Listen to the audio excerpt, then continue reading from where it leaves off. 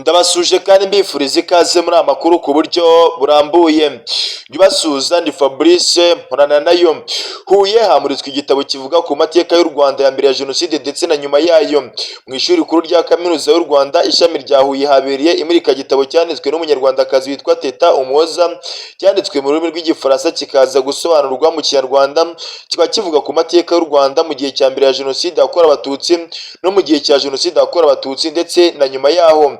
Iki gitabo cyamuritswe ku mugaragaro ku wa kabiri tariki 21 Ukwakira uyu mwaka imbere y'abanyeshuri n'abarimu bo muri kaminuza muri porogaramu zitandukanye zirimo indimi n'itangazamakuru n'ubugeni n'umuco, ndetse bikaba byarakiriwe neza n'abanyeshuri kubera ko babifata nk'igihangano gifite agaciro gakomeye by'umwihariko mu kubungabunga amateka n'umuco w'Abanyarwanda. Teta Umuhoza wanditse icyo gitabo aganira n'ikinyamakuru Ukweli Times yavuze yuko ababazwa cyane no kubona hari abantu batagitekereza ku Rwanda ndetse bakagira ngo u Rwanda nirugira amateka, kandi nyamara usanga u Rwanda rudafite n'amateka menshi yo kwandikaho, ahubwo ugasanga ntibari kwiyandikira ku bindi, ntibari kwandika ku mateka y'u Rwanda, ugasanga ahubwo ibindi bihugu nibyo biri gushaka kwandika ku mateka y'u Rwanda kandi n'Abanyarwanda bagakwiye kuyandikaho. Titi yavuze yuko ari ngombwa ko Abanyarwanda batuye mu gihugu cyangwa se hanze yacyo bandika inkuru zivuga ku mateka y'u Rwanda hamwe n'inkuru zishingiye ku migani n'imigenzo n'ubumenyi gakondo bw'Abanyarwanda kugira ngo basigasire ndetse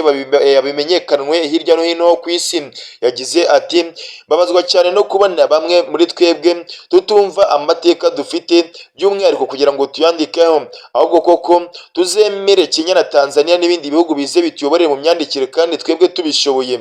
Nifuze yuko natwe hano iwacu mu Rwanda twagira ubwanditsi bwiza, natwe tukajya twandika amateka yacu by'umwihariko isi ikajya iyasoma. Teta Umuhoza avuga yuko amaze imyaka irenga 10 akora umwuga wo kwandika by'umwihariko ibijyanye n'ibitabo, yandika inkuru zisanzwe z'urwenya zizwi nka byenda gusetsa, nyuma akaza guhitamo kwandika inkuru zivuga ku mateka y'u Rwanda ndetse akazandika mu rurimi rw'Ikinyarwanda kugira ngo abatumva ururimi rw'Icyongereza cyangwa se Igifaransa nabo bisange muri ibyo bitabo yandika, bityo ko akaba atekereza yuko ibitabo bye abantu benshi bakifuza bakajya baza kubisoma ndetse n'abandi bakaba bagomba kumwigiraho bakajya bandika ibitabo bizajya byifashishwa mu kurinda umuco n'amateka y'u Rwanda. Uretse ibijyanye no kwandika, Teta yavuze yuko yigeze gukora mu burezi ndetse ubwo yabaga muri Canada ndetse no mu Bufaransa aho atuye ubu ngubu, ndetse yanakoreye ibitangazamakuru bikomeye hano ku isi harimo nka BBC ndetse n'ibindi.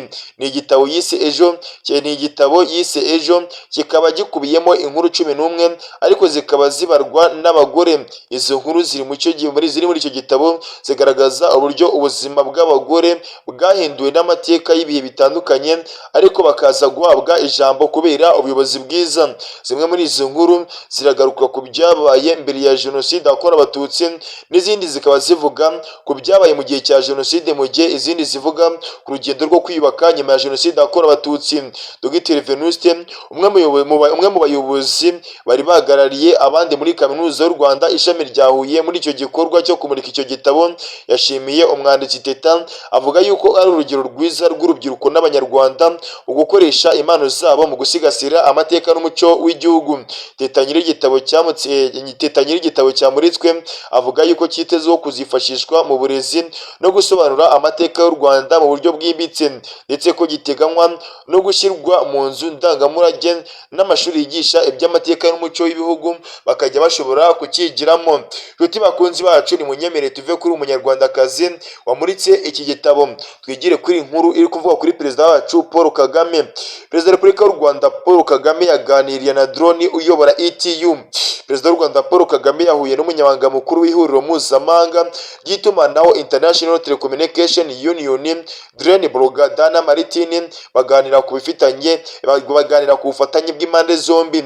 Drone Bogadana Martin ni umwe mu barenga 4,000 mu bihugu 109 bitabiriye inama mpuzamahanga ihuza ibigo by'ikoranabuhanga izwi nka Mobile World Congress igiye kumara iminsi 3 ibera i Kigali.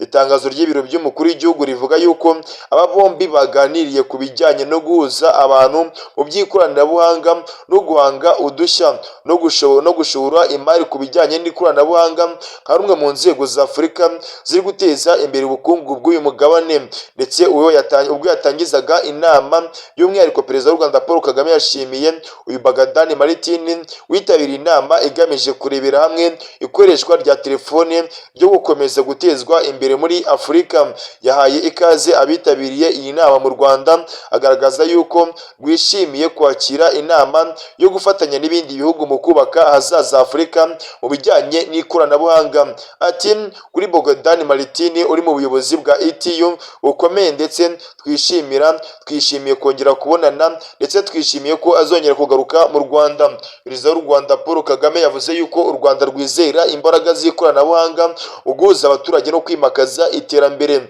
Yibukije uburyo mu myaka ishize Afurika yavuye kure, aho byari bigoye ko abantu bakwihuza ariko ibintu bikagenda biba byiza ku buryo byageze aho abantu bose bagenda bubaka ubukungu bugezweho hagizwemo uruhare za telefone zigendanwa. Ati umuyoboro mugari ndetse na telefone zigezweho byabaye iby'ingenzi by'ubuzima bwa buri munsi biteza imbere ubucuruzi n'uburezi ndetse n'ishoramari mu nzego zitandukanye. Mobile money ni urugero rwiza.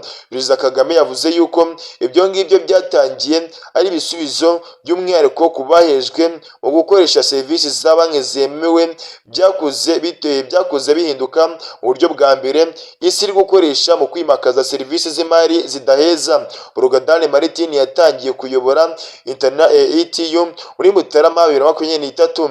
Icyo gihe yari asimbuye Honorine Zishu wayoboye manda ebyiri z'imyaka 4 kuva mu mwaka wa 2015 na 2018 no kuva mu mwaka wa 2019 kugeza mu mwaka wa 2022. ETU ikomoka mu ihuriro rizwi nka International Telegraph Union ryashinzwe ku wa 17 Gicurasi umwaka wa 1985 i Paris mu Bufaransa, ubwo ibihugu 20 byashyiraga umukono ku masezerano ya mbere yiswe International Telegraph Convention.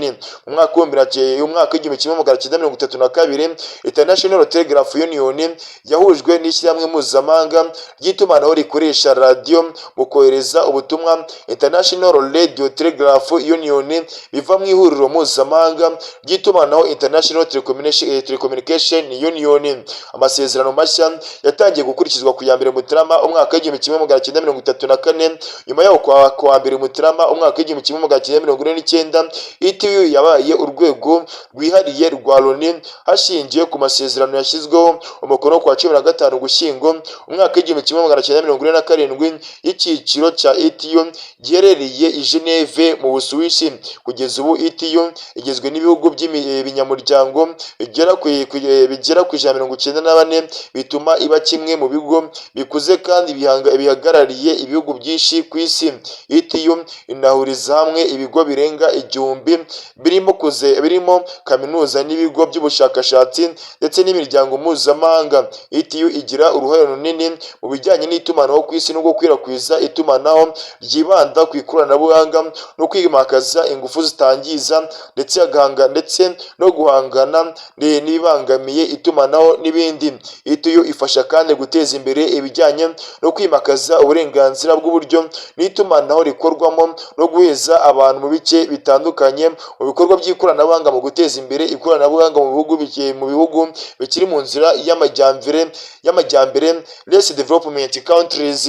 Nshuti bakunzi bacu, mbabwira yuko iki ari ikiganiro Perezida w'u Rwanda Paul Kagame yagiranye n'uwo muyobozi.